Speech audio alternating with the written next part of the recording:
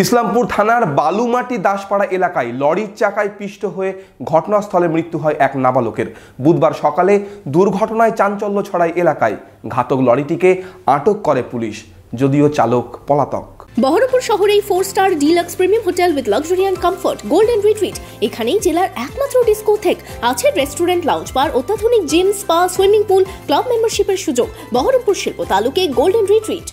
বাড়ি থেকে সাইকেল চালিয়ে দোকান যাওয়ার সময় মর্মান্তিক দুর্ঘটনায় প্রাণ গেল এক নাবালকের। বুধবার সকালে ইসলামপুর থানার বালুমাটি দাসপাড়া এলাকায় দুর্ঘটনাটি ঘটে।